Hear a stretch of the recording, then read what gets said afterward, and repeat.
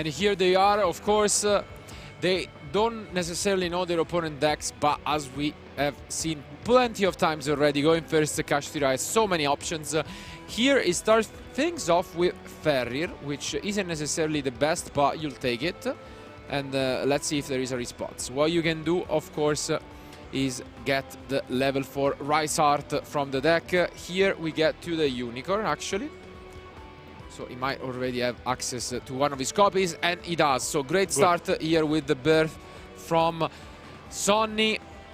By doing this, he can normal summon without tributing, and now he will be able to access his combo, as we have seen plenty of times. And we will see even more of it, I'm sure, once we get to the latest rounds. So, and this is a very good start indeed, because basically if you get to see both Appease and the Birth as well, you got to see the Shangri-La coming soon, and here it is. Yeah, here it is, even the Rice Art on top of it. His opponent is might asking for translations, I feel like. But as you can see here, it has been special summoned. Great addition, and what can you say about Shangri-La? Such a great card. It is one of the reasons why Pendulum has been falling off in popularity, because it locks zones, and as you can see on our beautiful playmat, there are Pendulum zones. Yeah. So if you lock one of them, the Pendulum deck has an impossible time almost with playing out his game. So this is a very unique card. We haven't seen much of this kind of mechanics, I think, ever since Ojamas, I want to say, or something along those lines. And it is definitely cool to see something like this, see an application in Yu-Gi-Oh! Yeah, I think the interaction that the deck has is very particular, honestly, and I really like the fact that you get to see a lot of different exquisite monsters in this deck that are really powerful, especially the number 89 Double-Loses. Yeah, and now we get to see the typical opening with the Big Bang being banished. But the Avnis has been activated by Connor. Let's see if these mills will be good. The instant fusion, definitely not what you want to see, but there is another Avnis, I believe. So, and here, similarly to how Tearlament interacts with their opponent decks, Kashtira is really good at disrupting it, and of course it's always better to banish cards rather than milling them. And as you can see here, the zones has been blocked by Sonnhj. And yeah, this is Connor with finally able to access a play. Yeah. Let's see what his choice will be, because now there is Ferrir as well. This is definitely an issue we have seen, as Ferrir was the most popular card, we could say, in the past for the Kashtira before the other cards were released. That is still very annoying to deal with it, as he can banish face down. It's gonna activate in a new chain, so at least for now he is safe, but I'm pretty sure Sonnhj will think about his options here. Especially because I'm checking Connor's X deck and he's only playing one Kit Kalos. So in case Fenrir will be used and then we'll go rid of the Kit Kalos, Connor won't have any other copy left in his deck. Yeah, as you mentioned, there are a few cards in the deck which allows you to take a look at your opponents and then banish a card. But in this case, duelists are trying to find a solution by playing multiple copies. Instead, it is his opponent who only runs one copy, so this is the last time we are seeing Kit Kalos for this duel at least. Yeah. So, as you can see here, Connor still had quite a few resources. He was able to discard a Saliek to special summon the Rhino, and this way he's able to add one of the other addition to the deck, which is the Kashtira Tearlament, and then send the Shirin. So definitely still in this game.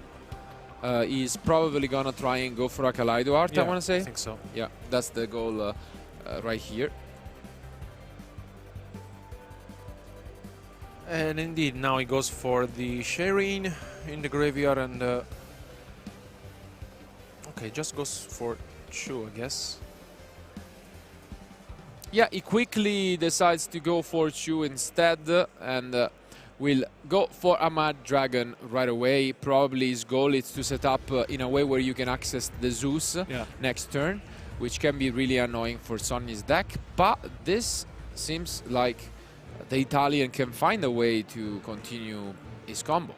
Yeah, because usually the Mad Dragon is the one you really want to banish with the Diablosis when you look up at your opponent extra deck in order just to prevent him for the Zeus play. And yeah, here we see one of the best cards, the emergency teleport pretty much of this deck, which allows you to just summon another Kashtira from the deck.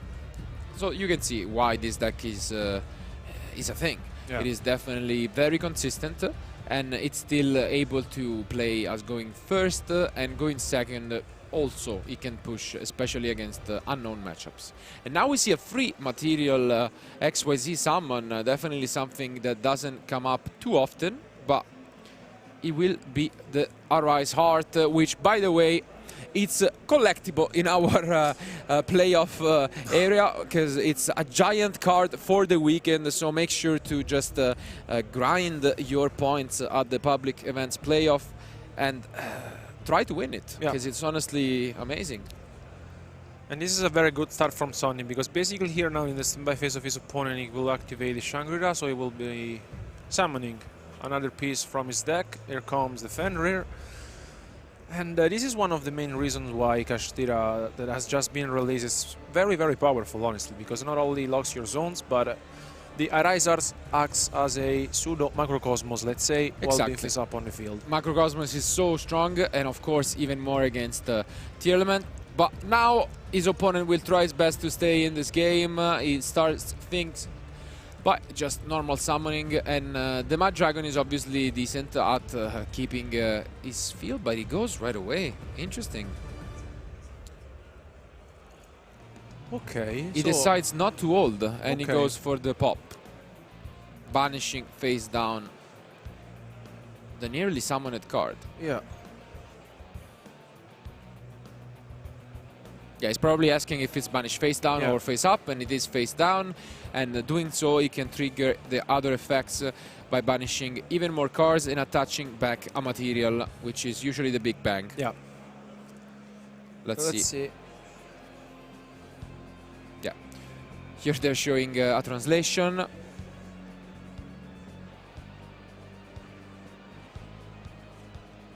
And yeah, just to make sure that everything is clear. So as you mentioned, now both will activate, and Shangri-La will lock another of the zones, getting back that Big Bang. Do you think it was that needed to use it right away, though? Yeah, I think you could have waited, honestly, to just let your opponent XYZ summon.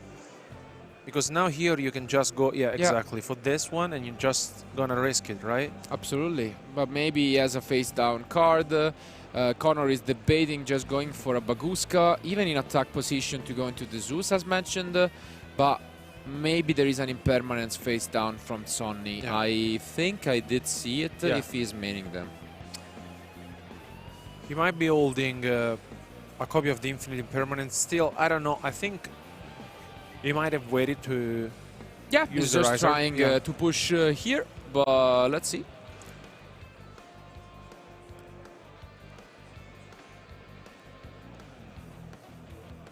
Yeah, because now he's under a battle phase. Yeah. Does he have Book of Eclipse? Maybe? I mean, it depends who the target of the attack is. Did you catch if it was the Fenrir? Yeah, he does. Interesting. So Book of Eclipse being activated defensively. Here, obviously, he gets the zones back. You see this card being used more offensively later on, but it's still a pretty decent defensive option. Of course, you give your opponent a draw, and even the Baguska is especially annoying. But this works out in the end. And as you can see here, Connor is not just playing pure Tearlaments, but he's playing Kashtira cards of his own, as that is the planet Field Spell, and not just the planet Perle Rhino, it is the Pressure planet. So here it is on the screen for you guys. Yeah, Connor's deck list is pretty peculiar, I would say, because basically he's playing only one copy of Planet alongside with the set rotation. So, and then he plays the Bestial package as well. And now he's going to activate from his end the Tearlaments Kashtira. Let's see what he mills. Oh, Sonnhj has infinite impermanence, as you said. He might be holding that. And I think you will go for the impermanence because your opponent has already normal summon, so it will make sense, honestly, to activate the impermanence here, I think. Yeah, he's considering it, and he does. So he negates the Tearlaments Kashtira with his impermanence.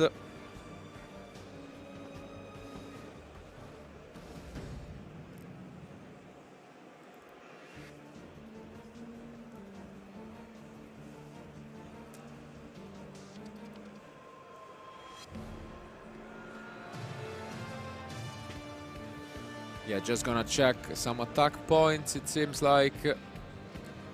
But let's see if Connor has something else that he can do. He has been playing at quite a reasonable speed, I gotta say. Yeah. Ooh, and he does have there's also the talent. And he's going to draw through 2 fresh cards.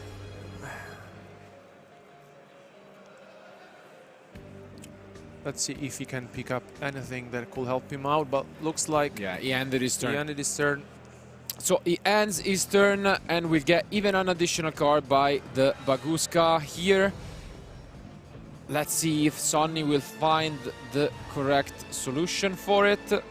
As you can see here, he starts things by just flipping some of his monsters. And there is an interesting out in his deck. There are a few, we can say, as... we are gonna see them coming up now. Yeah. And here comes the Dagger for Hire. Yep. I mean, you know that Baguska is an issue for the deck, of course. And here, as you can see, the Furrier comes down. It's essentially a Direwolf if you want, but it has to be different types. Their opponent are just checking whether that's legal, I guess.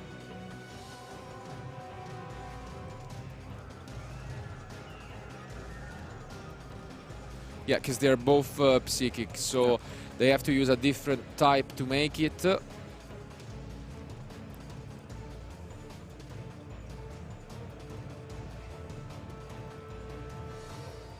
Yeah, I think that was the issue here, but he could otherwise just flip the Arisar. Absolutely. Yep. So they're quick to notice, and now I think we can go on. As you mentioned, he can flip the Arisar if he feels like it. Obviously, it would be a little bit of a misstep just because whatever you flip and you're forced to use now, you cannot switch to attack position anymore. But he's gonna go for a tribute summon. Ah, okay. Interesting. Wow. Going the tough way just to play around his small misstep as to normal summon a shifter and then go into, this time, properly summoned Dagger Furrier, who is gonna destroy both itself and the Baguska. His opponent is gonna read it, of course, not something you see every day, I would say.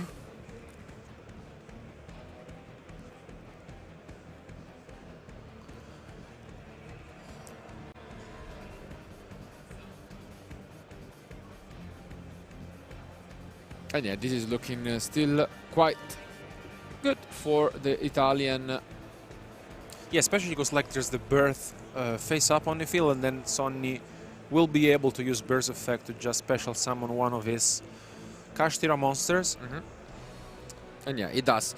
It does resolve, and now, as mentioned, he can just flip back the Arise Art whenever he feels like that's the right moment.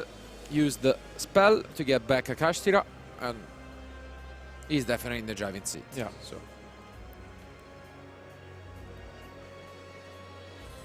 Because honestly, even the first effect of Birth is good enough, allowing you to normal summon another monster, but it's not only that. It's really, really strong. Let's see if he gets the Unicorn here or the Fenrir. Yeah, it does so much. Yeah, because now you can take the Kashtira Theosis. Yeah, this is really strong for Sonnhj, who will get, as you mentioned, the Kashtira Theosis, allowing him to just special summon back either the Fenrir or another of his monsters. He's also playing one copy of the Scarecrow, which would have been another way to out the Baguska, but didn't need it right here and now. So yeah, he does get the Fenrir, so a lot of advantage from the Italian. And as you can see here, as soon as that card gets banished, he gets to equip it right back with the Rise Art, as it's whenever a card is activated. Yeah, so this is even better because when the Theosis gets banished, he gets back also the Rise Art. It's so much advantage. Yeah.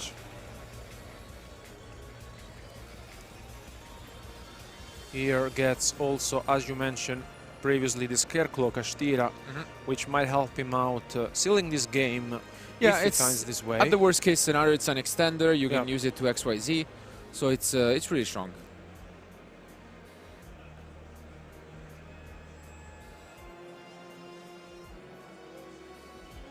Gonna go for it. Yep. Yeah. So he summons the Scarecrow Kashtira now, and will probably use it again to equip a third material, and this could be enough to even push for game. Yeah. Because now he can detach free materials and even use the Big Bang again. Yeah. So. Yeah, and here comes also the Rise Art as well. And I think here Sonnhj found the way to out the Baguska and also potentially closing this game in this turn. Here comes another material for a Rise Art. And this is well played by Sonnhj, who can go for an XYZ, and unless there is a very slow rolled Nibiru in the end from Connor, I think this is definitely going to be over in just a matter of seconds.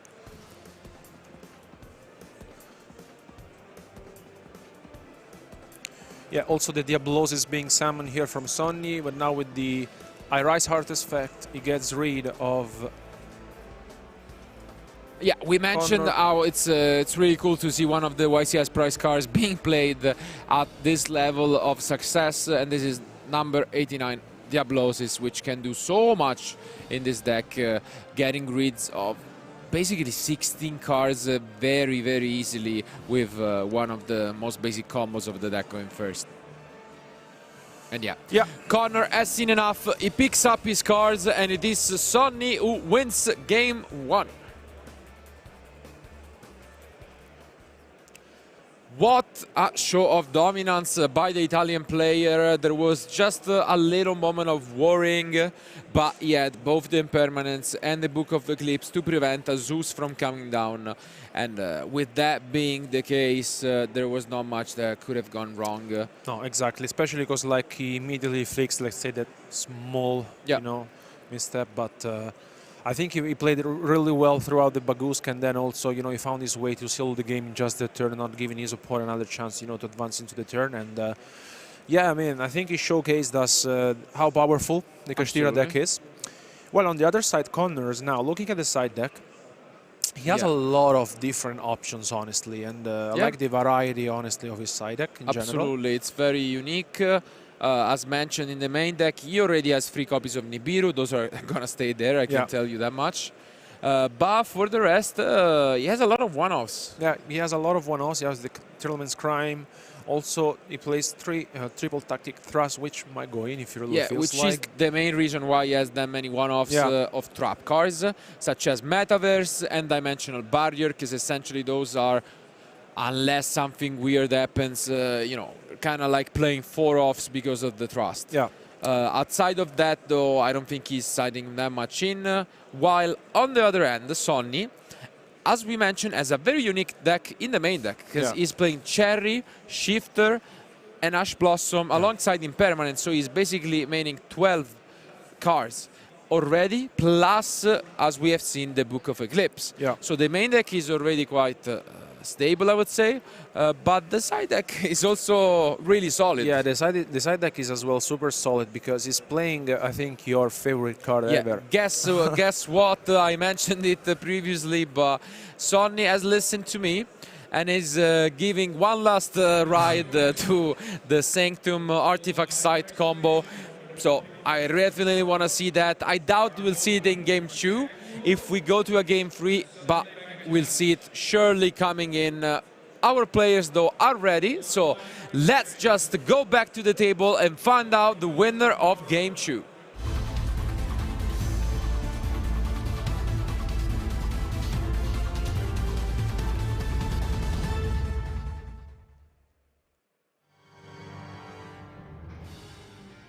Here they are, and again,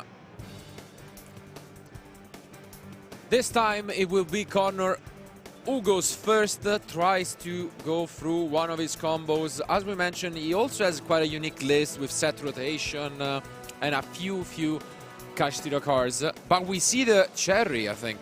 Here comes the instant fusion and Sonnhj. Ooh, but what a punish. Does he have cherry? Because I'm pretty sure he has cherry and he cannot use it. So it's the biggest punish, the instant fusion, because it needs your opponent to have a monster. Yeah. So as you mentioned, it can be a really good card, but the one instant fusion is the huge punish for this card. Very unfortunate here by Sonnhj, who will quickly need to find out another card, and it's not easy to do so. Yeah. Yeah, because now here you really have to think about on where to activate the cherry on, because also looking at Sonnhj extra deck, he might be holding it and doing on either Sprite Elf or the Zeus. That's the only two cards he can actually banish from Connor's extra deck. Very unfortunate, as we mentioned. It would have been devastating any other situation.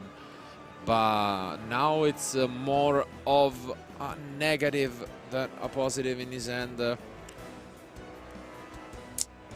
But now, let's see these mills. But there's the shifter. But there is shifter, never mind. Wow, okay. He has both. So shifter coming down from Sonnhj. What a shock. This is huge. Yeah, this is very powerful, honestly, here, because now your opponent is basically forced either into go and pass. Okay, there's the thrust, never mind. With the thrust, he might be taking the dimensional barrier, honestly.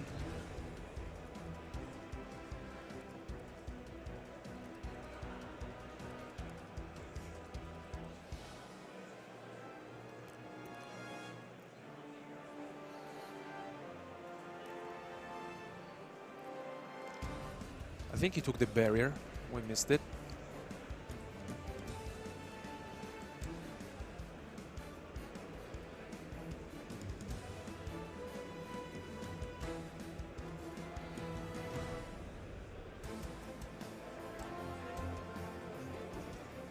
Yeah, but as expected, he just sets a couple of face-down cards and has to pass back to his opponent.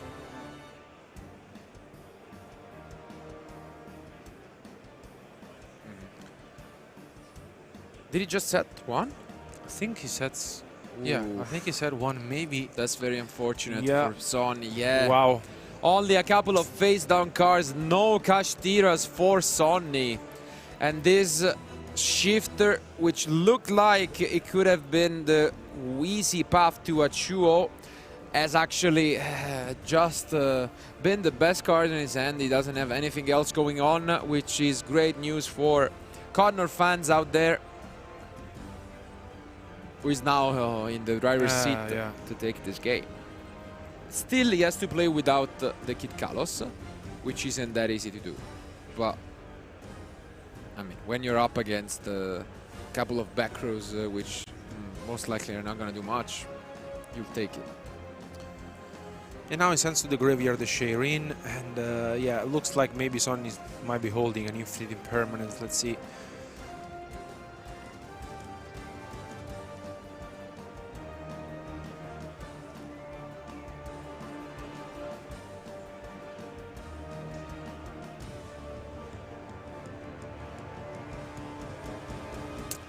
Yeah, going through his options, he's gonna probably have to get rid of the Zeus, or no?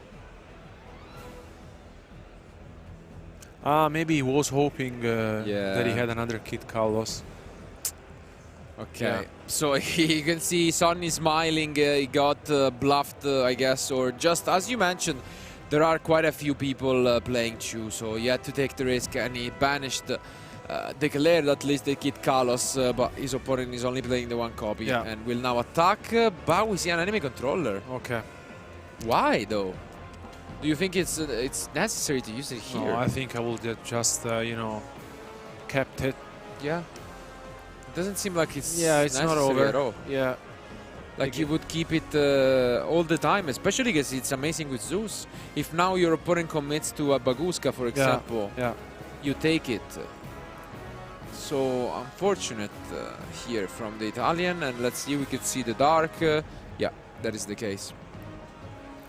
With this can then turn into a sprint, and Beatrice is the way we have seen this already previously on today. Yeah. Great recognition by Connor, and as mentioned, this is looking rough for the Italian player who has an Ash, but this is just such a minus. Yeah.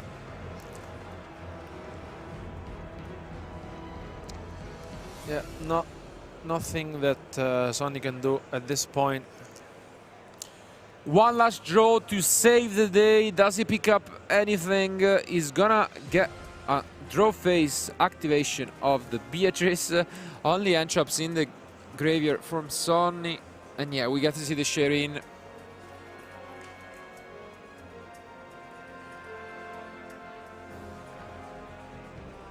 Shuffling back a couple of cards. Let's see. Yeah. We see the Kaleido just getting rid of the last card from Sonnhj, which is... Let's see. It was another enemy controller, yeah. What a end. Yeah, that was very unfortunate for him. Yeah. Yeah, very unfortunate. And only 2 cards left. And yeah, he picks up his cards. Unfortunately, the shifter was not enough. We are going to game 3. Yeah.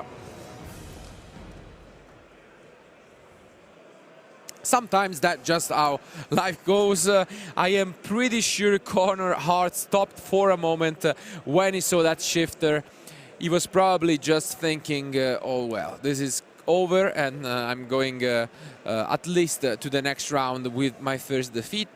But never say never. He kept his composure, and in the end he was able to, thanks to the very, very low power and from the Italian, he had nothing to do. Yeah, he pretty much had all of these main deck or side deck cards for the matchup, but he was missing the Kashtiras. Yeah.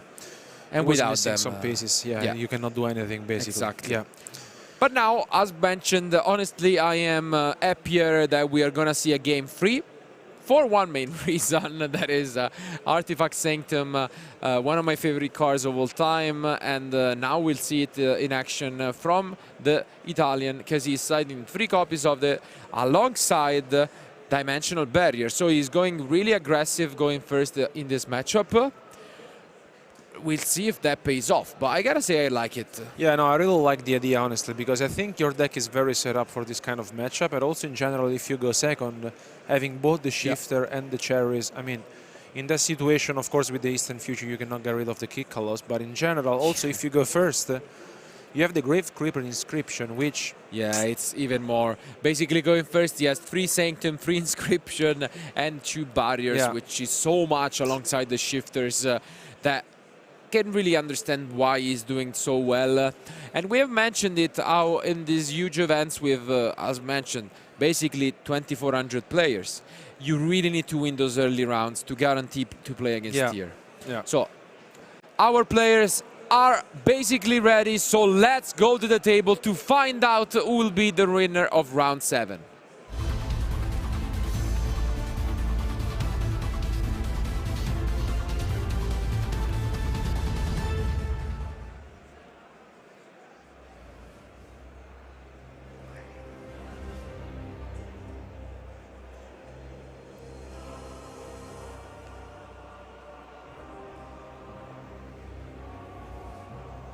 Okay. Let's see the start, and it is the inscription, which we have not seen too much of yet, but it's such a great card from the Italian. It can do so much. It will be used to pretty much prevent the effects in the graveyard from Connor asking for a translation, but great card because it prevents them for both turns. Yeah. So will not only negate any possible Avnis in the end, but the next turn will be shut down completely. And now even the Prosperity to search for some of his combo cards. This is looking like a very strong opening by Sonnhj. Yeah, because now he's going to banish 6 cards, and let's see what he picks up. A Unicorn will be really good, for example. Yeah, any of those cards, and here is the Sanctum. You can see how much he doesn't want to lose this one, but yeah, the Unicorn is the last one. If he needed some combo pieces, it will be that. And yeah, Unicorn is one of the best way to do it. As you can see, Connor not really happy with that, but that how Sonnhj built his deck. And yeah, he will get to special summon it, most likely accessing the Theosis, and this is the basic full combo of Kashtira. Yeah, so basically just starting with Unicorn, you can set up on the field the Shangri-La, plus the Diablosis if you really want to, and just the Unicorn alone. So it does so much, and as expected, you see the Theosis here. Let's see if there is a response from Connor. Let's not forget about Nibiru, because that's an option. It could be in the end. And we'll see if Sonnhj is even interested in playing around it. Yeah, I really like the Grave Creeper inscription, actually, because he's playing, 3 of them, 3 Sanctum, 2 Barrier, honestly. So much. So powerful. He really doesn't want to risk it. And it's similar to how Flow Wanderers as well plays with the the Feather Storms going first. I like that. You have these auto-win buttons that you can push when you go first. As Retribute is not an option anymore. Yeah. And I see one of the Nibirus being banished, which makes it less likely that one was in the end from Connor. And I'm curious to see him, because basically Sonnhj did not banish the Big Bang, which we saw revealed with the Prosperity, so he doesn't have it in end. He might play around Nibiru, because this is... Yeah, he does. Yeah. So I think pretty interesting decision by Sonnhj. Yeah. Nibiru that Connors drew for turn. Yeah, Nibiru was not in the end, but it is now. So he drew it, and Sonnhj decided to play around it by stopping at 4 summons when, as you mentioned, he could have gone a step further. And I think this is in general well played. Just you don't really want to risk anything, honestly. Yeah, so with the inscription, really you can afford it. And now we see a set rotation come down. The only interesting thing is that in this matchup, he cannot really use it to the full power because he's forced to get the Kashtira. Exactly. In other matchups, it's interesting because you can choose whichever you want to get, and I like it as a choice. It's definitely interesting. But in this matchup, you have to get the Kashtira. Yeah. So.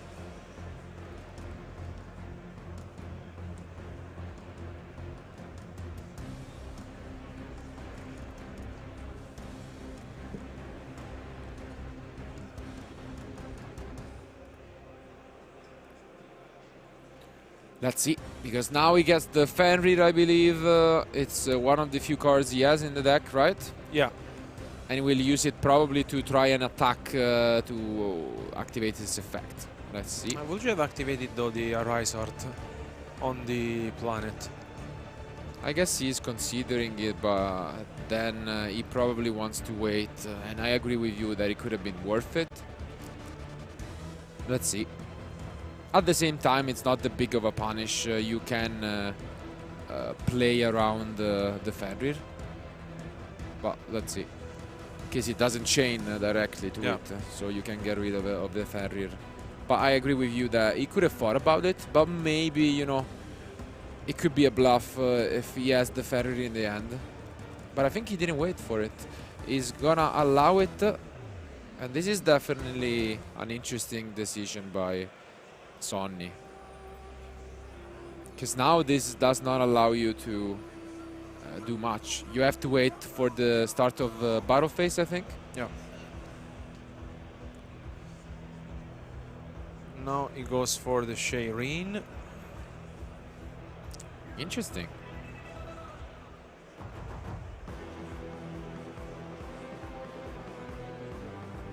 Okay. Yeah.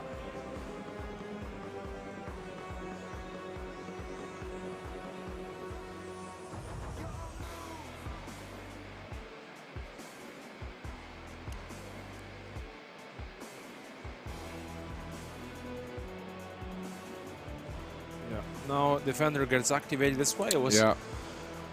I think I believe uses the Arizer. No, yeah, I think Sonnhj didn't catch this. Unfortunately, might be the nerves of playing on future that gets to him. But this is definitely a misstep in the way he has been playing until now. Unfortunate, because honestly, he had every tool he needed to win this game smoothly. I don't think anything could have gone wrong, and unfortunately he didn't catch his opponent intention, which was, as mentioned, using Shireen for this exact reason. Because even then, he could have actually chained to the Shireen the Arisart on the Ferrer, and he didn't see it. Exactly. I think that okay. Also, he also has and we see the fusion. instant fusion. Okay. The thing is that basically, if you go the Arisart on the planet, you basically prevent your opponent selfing your own Arizer. That's the thing. I agree you can wait, but it's again, it doesn't really matter. I think as long as the Ferrer hits the field, you just have to do it. It's too risky. And now it's an issue. Now he risks it. There are also 10 minutes left, which means that his opponent is getting ahead on life. And Sonnhj has 3 cars in his hand, so now he goes up to 4. Let's see what he picks up. Ooh, and it's a trap, which is huge. Getting a trap is huge because it turns the Redoer into an effective removal. Spinning one back. Let's see if Sonnhj has enough. This is very powerful. The impermanence is very, very good hit for Connor. Yeah, Birth is definitely a good way to start things off.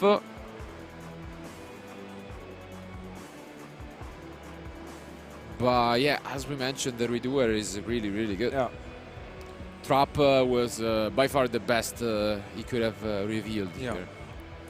Here you can just go for the Fenrir. So at least, I think I will go for the Fenrir. Then use Fenrir's effect to get maybe the Unicorn, and then you get the Theosis. Yeah, he's gonna just read the Redoer to make sure he knows what's going on here.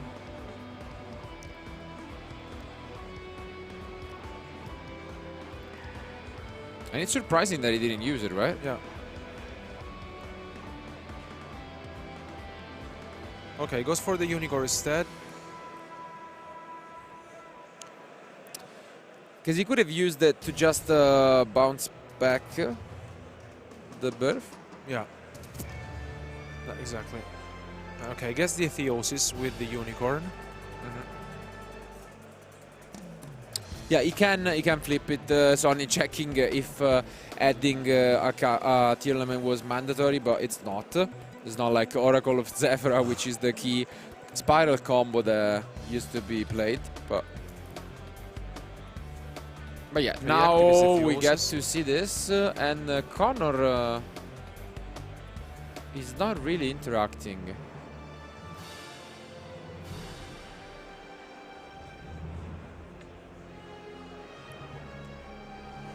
He could have done the Redoer here, and Sonnhj would have, would have not have summoned it. Now we get to see the Ferrir in action once again.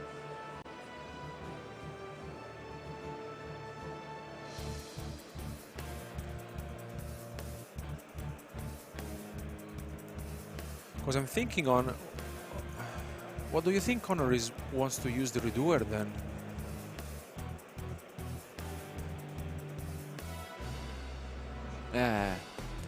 It's definitely tough to figure out, I agree.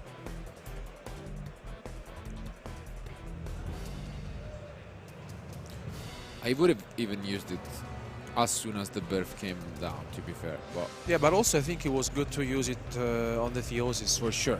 Because like you put it on the top and you don't resolve. Which at the same time was greedy on both sides because Sonnhj could have also just entered battle phase before. But it's working out, and now we get to see the big eye. Nice. Something we have not seen since the Dragon Rulers, I feel like. Such a long time ago. What a throwback.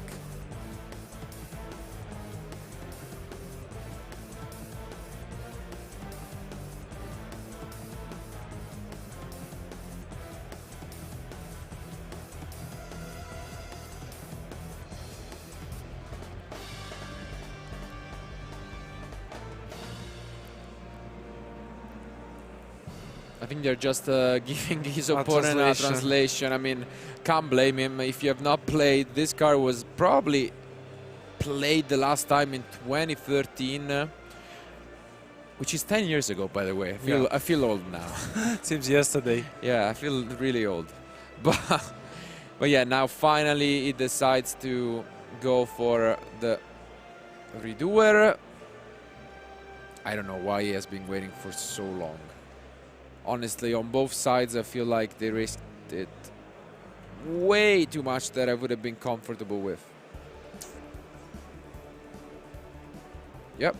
And now we get to see a play from Connor himself. Going for the Kid Kalos, which will be negated by Ash Blossom. Interesting. Let's see if now Sonnhj has a way It's to not deal with this. that easy, but I think he starts things off. Is it the Scareclaw? Yeah. Oh, okay. Is the Scareclaw.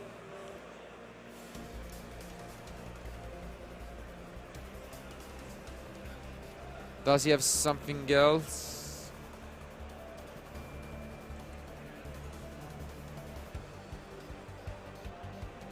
He does. So he normal summons, gets it back, as mentioned, by banishing the Theosis. So this was great by the Italian. Wow, there's but there is the Nibiru, as we knew. But yeah, we gotta act as if we're Sonnhj now.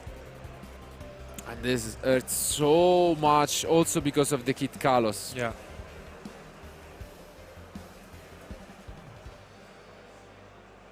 They're just counting the summons, of course. But yeah, it was 5. For sure. Summoned so many monsters this turn. Yeah. I think it's even more than 5. Just counting down some attack points. But yeah, I think this won't be pleasant from the Italian, especially because now the Kid Kalos also gets the trigger. Yeah. Nibiru comes down here, unfortunately for Sonnhj. Now 5 cards being milled. Kind of a whiff, but it depends if he has a card. He does not. Okay. So a complete whiff on the mills, giving the little bit of hope left by Sonnhj, who passes back, I think, to his opponent. Yeah. Well, this time will activate the Druid Swarm, and this makes it so that he can play next turn and try and push for game quite easily. I think you can go for Dark. Yeah, even just Dark, if there is a target, would be enough. Let's see. Is there anything in the grave from Sonnhj that he can take? He's gonna go for Dark. Use the Druid was to just destroy the token. And yeah, check the graveyard. And I think Connor is doing a great job. Let's see. Probably there won't be one. So he just enters battle phase, so giving his opponent another turn. There was no target. Yeah, there were no Darks. So now he has probably been forced to either go for a sprint.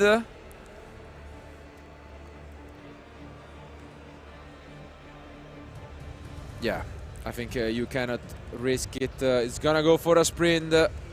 Yeah. Sending them early, and one last turn remaining then after this for Sonnhj to try and fight back with 1000 life points and 3 minutes on the clock.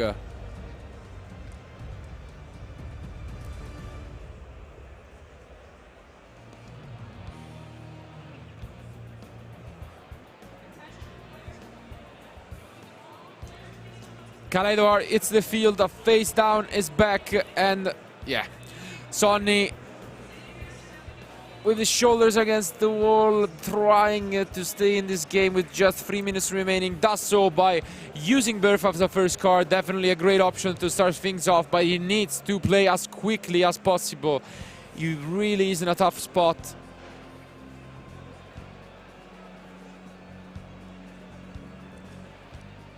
And yeah, even the Saliek, wow. This hurts a lot, yeah. This seems like it will be too much now. As Kaleido is summoned back and he even gets to go into another fusion. Yeah, well played. Yeah. Now gets rid of the Birth.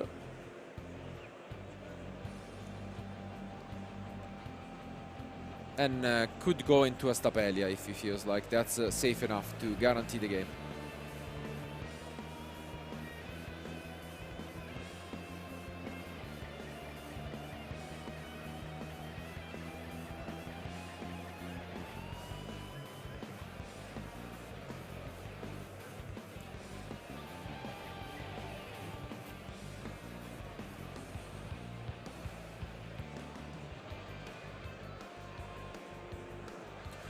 Let's see, Sonnhj really needing a miracle to stay in this with 1 minute and 30 seconds left. He has to go into the big eye again, but there is the Stapelia there. Yeah. He's gonna enter battle phase to attack over sprint, the interesting choice there.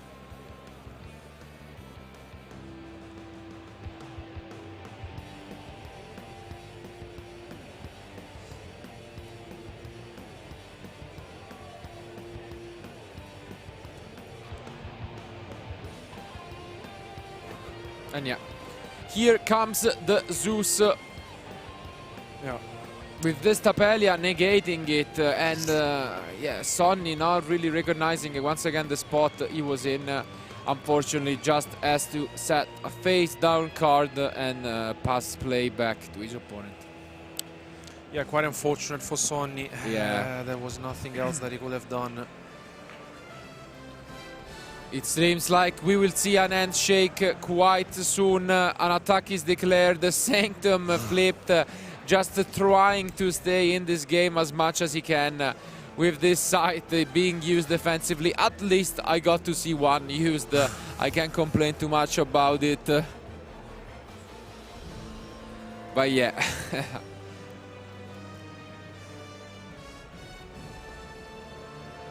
Only a matter of seconds now before time is called, and Connor has been declared the winner, as you can see here, even using the trust.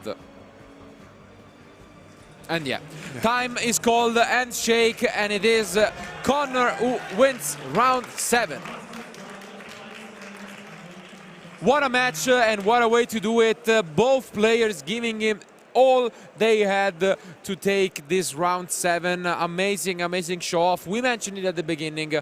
Both successful and known players in their own community. Connor in the UK and Sonnhj in Italy. But they really tried their best to claim and go with a 7-0 record. In the end, unfortunately though, it was more of a one-side show, I think, from both sides, trying their best. But the comeback was accomplished by Connor, who I gotta say, credits to both. But Connor losing game 1. Game 2, he sees a shifter and he's able to come back from a shifter. And then in game 3, once again, crushing opening by his opponent. But I gotta say, a little bit of a misstep by Sonnhj with the Ferrir situation. Could have handled it a lot better, Yeah, I he gotta would have say. uses on the blind, unfortunately. I think that would have been quite different. For sure, but sometimes that's how it is. Nerves can get to you. Hopefully, Sonnhj will be able to stay in this, and we'll see it again in the top cut. Yeah. But thank you guys for being with us. This was our last future match, at least talking about the Italian team. Me and Alberto will leave you to the lovely Germans, and we'll see you tomorrow at the beginning for the first round of day 2. Me and Alberto will be back. So thank you for having us, but now our winner Connor is ready with Ed. Thank you, Marcello. Yes, I am here with Connor, who's just won round 7 here of our feature match. Congratulations. So talk to us a little bit about your deck, because it's tier, but with a bit of Bestial, with a bit of Kashtira. Talk to us a bit about the composition of your deck. Right, so it's very standard. It's took inspiration from like Waterjewel and the list before and the list I played at Dortmund. So I'm only on 1 Miller, like 1 Fenrir, this tiniest little cash package for set rotation. As I just wanted more copies of Planet, and Planet is the card that wins you the games all the time, so just max out on those. Out of curiosity, why not any of the Ishizu ones in there? So in the mirrors, the better players, when you invent all this chaos in the game, right, you go like 5 on sleep, 5 on side, you get like channeling 10, especially for these longer round tournaments, you're going to fatigue. I just didn't want to fatigue, and then also I didn't want to add that added variance in, because without that variance, I'm better than my opponent. So there's no point giving them an opportunity to steal a game off me where I'm just going to win anyway when I'm better than them. So. Okay, good confidence. Okay, so let's go through some of the plays there, because there was quite a lot going on. There's a lot of back and forth with Kashtira.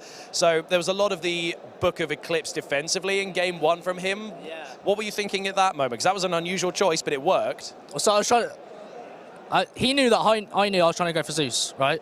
So I had to bait the first pop, which was fine. Got into Baguska, so I'm threatening Zeus there. So the moment I go battle phase, it's like it's signaled, right? He knows. So that's fine. He booked it, and it's whatever. And actually, like, it's super nice for me because when it comes back up, it's in defense. So then he's locked, right? So I managed to have both positions on once. So yeah, it's really good. Yeah, so the Eclipse was like just a solid play for him. And then there was a number of different bits with Tribute Summoning Shifter to make Donna Dagger for hire, to out the Baguska, the Rise Heart really laying on the pressure for you.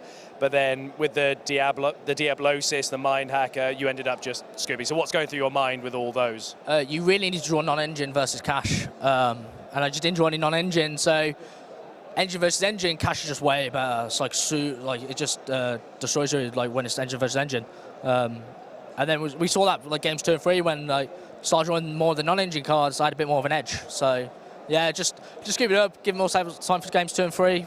Try and draw that non-engine and just play my game. Yeah. So you were having confidence, knowing it doesn't matter. I can scoop on this and then try and bring it back in the next 2 games. Yeah, it was unwinnable anyway. So game 1 was just a complete blowout, and that's how it goes sometimes. That is how it goes sometimes. A positive outlook. But let's go into game 2.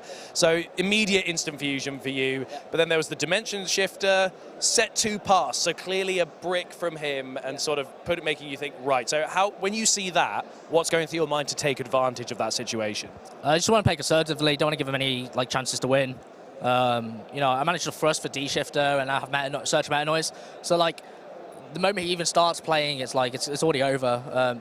If you have to set a dimensional barrier and you're not flipping it turn 2, it's over. It's curtains. Because there was also the Ghost Reaper Winter Cherries. Basically, this was a really hard round for him, or a hard game, because it just bad luck after bad luck. But that Ghost Reaper Winter Cherries, declare the Kit Kalos, you only have 1. Yeah, I'm not scared. There's actually theory to it. So if you're playing 2 kit, 1 Zeus, and if you're playing 1 kit, 1 Zeus, they're still taking Zeus, because that's the thing that breaks the board. So there's no point playing a second slot and having a 14 card extra deck when, again, I've only played 1 cash this event, so it hasn't come up. And and it's spot. There's better cards, so. No point. You exude confidence and calmness about this deck. It's interesting to see. So there was a lot of things. The Dark to Summon Shifter from Sonnhj's Grave, overlaid with the Garura for Beatrice. Then there was the Fusion Collider Heart using Pellerino on enemy controller. So basically, he bricked the 2 set enemy controllers, no follow-up to Shifter, so he scooped. We then get into game 3. The Gravekeeper's Inscription from Sonnhj, which is basically another Shifter, so you're inhaling through your teeth there. So what's that say to you when that immediately comes out turn 1? It's an uphill battle from there. It is uphill, and it's the same as Shifter. Now they printed a second Shifter, so you've got to deal with it, right? 6 has got to be the Shifter, so yeah, I'm thinking like I've got to get lucky. I've got to like draw into my non-engine, and my hand was like no non-engine either. So yeah, I managed to pull it out somehow. But yeah, it was lots of things like the Rise Heart getting 3 level 7s for a Rise Heart, and then you banished a Rise Heart with Fenrir. The big interaction between Big Eye and Time Thief Redoer as well, and then Time Thief Redoer was sort of doing a lot of the heavy lifting there. The Kit Kalos got hit by Ash Blossom, and then he got hit by the Nibiru. So I think everyone on stream might have seen you draw the Nib, and they were waiting for that. So you were really keeping patience there for that. Yeah, so I set it up so I could like start milling during my turn, but like I drew the Nib, and then I'm thinking to myself, I don't actually have to like try and RNG it with the Kashtira kit to Kashtira tier anymore, because I'm able just to like make kit, search. Obviously it got negated, but that's fine because the body's still on board. And the moment I nib, it's like I'm milling 5, so I'm milling more cards. So again, it just made it better for me drawing the nib, and the nib was what blew it out in the end. So and then also his misplay would let me Fenrir the Rise Heart. If he doesn't let me do that, he probably wins. He wins the game, yeah, for sure. But he didn't win the game. You won the game, and you won this round. So congratulations. The penultimate round of today. We've only got one more. So what's your score now? I'm 7-0. So pretty good. So far. Yeah, it is good, but anything can happen. But is there anything that you're a bit anxious about going up against with your current deck? You seem pretty confident about all of this, so I think you're probably going against everything with sort of an open mind, ability to go forward. Yeah, there's no real bad matchup. There's obviously the matchups like the other shifter decks. They are what they are. You prepare for them, you play them, and you know if they have it, they have it. So I admire your attitude, Connor. I really wish you the best of luck throughout this. Congratulations again on this round. Guys, don't go anywhere. We've got one more of these rounds, and then that's it for today. But then we've got loads more Swiss and all of our top cuts coming tomorrow. But there's still one more to go. We'll see you shortly.